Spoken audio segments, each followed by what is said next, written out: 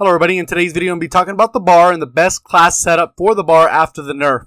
As you can imagine, a lot of people are asking, is this gun still viable? So what I'm going to do is show you off a little bit of the clips and I'll walk you through one entire gameplay showing you how I navigate the map and utilize this weapon, because it does obviously have its strengths and weaknesses. If you do enjoy the video anyway, remember to click the like button, go ahead and subscribe if you haven't already, and make sure you turn those notifications on. Class setup I will be using is the bar with extended mags, advanced rifling, and high caliber. And I'll explain why I use these in a little bit. Even though advanced rifling doesn't do a ton, on many of the maps that are a little bit smaller, it will reduce the range it takes you to kill someone from 4 bullets to 3 bullets.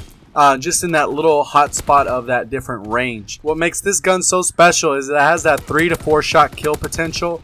And then what ends up happening is when you throw in high caliber, it gives you a 2 to 3 shot kill potential at any range. So when somebody's coming around the corner, you can 2 bullet them if you get a headshot, and it ends up being around 100 milliseconds time to kill, which is by far the fastest in the game for any auto weapon in the game. So that's one of the reasons why a lot of people were pissed off, especially at the beginning of this game when the bar was super powerful. It was essentially the best SMG at the game at the same time as being one of the best rifles in the game. So because of all the different changes, it's not the all-around best gun. There are some limitations that hold it back. You do need those extended mags because 20 magazine is just unacceptable for a gun. You can't kill that many people in a 20 magazine clip unless maybe you're playing hardcore. But in core modes, you're going to want to make sure you land your shots. You only get 30 in the magazine, which is still kind of short compared to the STG or the Volt. So let's get into breaking down some gameplay on London Docks. I'm playing Team Deathmatch. This is probably one of the reasons I hate Team Deathmatch, as you'll see as I play. I'm going to completely go off in this match. But one thing I did want to ask you to do is, if you did enjoy the video so far, if you're liking what I have to say and you're interested in maybe getting some tips and tricks in my other videos, make sure you go ahead and subscribe. Make sure you like if you are enjoying the content. And then go ahead and make sure you have those notifications on so you can keep up to date with all my future content. So pretty much you can see I'm kind of navigating the map, taking people out, reading the map. I didn't get that guy quite, but I go ahead and come over here to clean him up. It looks like the teammate got him. So now I'm pushing around this side to give a little bit of cover to the team. And you can see this guy's trying to sneak around back, just melting people. I need to reload because obviously, like I said, the lower magazine is a little bit harder to play with. But I go around, and the combination I'm using since I'm playing Team Deathmatch is Ordnance, because I can cycle through my streaks a little bit faster, and when I actually take out a recon plane, I get 150 score, so it almost like cycles an entire streak just by calling in my streaks.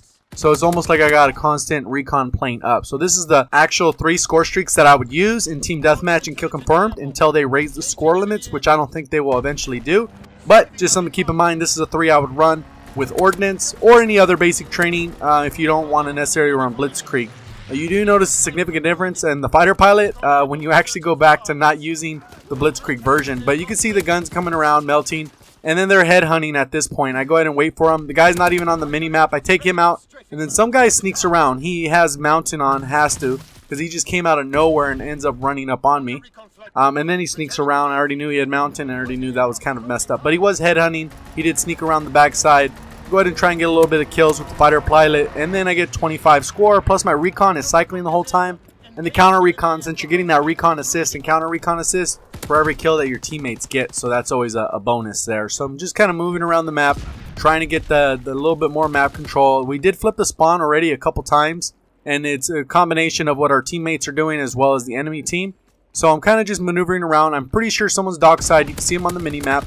And then I go ahead and take him out, but it's kind of hard to tell where the people are. They could either be by the vehicle side or the dock side, and I see a guy pop up on the minimap on the dock side, so I'm kind of paying attention to that. Looks like teammates are pushing that way, so I'm going to kind of lock down a little bit of mid, and then I got to rotate back around this side, just because I feel like there's someone going to come around over here. I'm just kind of waiting, seeing where they're at. The minimap has always been small, so I'm just kind of waiting and peeking, melt that guy, and you can see the range on that is pretty good. Right here, and melt another guy. I'm just calling those recons and counter recons, and now we just play the waiting game with this guy because he knows I'm over here, but he doesn't want to press because he knows I'll melt him. But then I don't want to press because he might shotgun me or knife me or something like that. So we're just kind of playing a stalemate. I kind of push out slowly, pre-aimed. He moved before I did. I was starting to move. He almost got me there, but I totally melted him as well. So right here, you can see the range on this weapon is still pretty good. Advanced rifling will bump that range from 18 meters up to 23 meters, I believe. So it's not a huge difference. It's like a 30% increase. compared to most of the other weapons, it's like a 50% increase. So 50% would have put this gun into the overpowered status, where it just melts at all ranges. So it's really going to do really well in those short to close medium ranges, and then once it goes a little bit further medium to long ranges, there is a little bit more of a recoil and a kick to the weapon that it does get a little bit harder to land your shots. But if you can control that recoil, this gun is still money, a melt machine. It's 100% going to shred your enemy.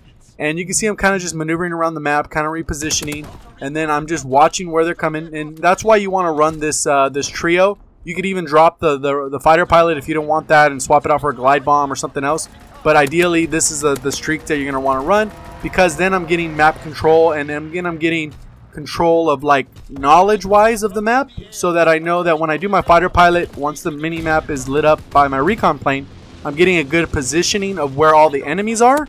Obviously, I won't see the guys with the mountain, but I'm getting a good position of where everyone is at, so that I can go, okay, they're all at this side, let me push from this side. So it gives you a little bit of the map awareness, but it only works if you have a recon in the air. Again, melting people and getting on a pretty decent streak here. And then, as all good streaks do come to an end, you know, I'm still just kind of playing the map, playing it smart, repositioning here. My teammate does help me out there. For once, I do have a teammate clean up some kills. It doesn't happen very often. One of the craziest things about team deathmatch is that you get your teammates and they don't actually play the objective. Unfortunately, you know, they die a lot more than they kill most of the time. Because right now I'm like 27-1.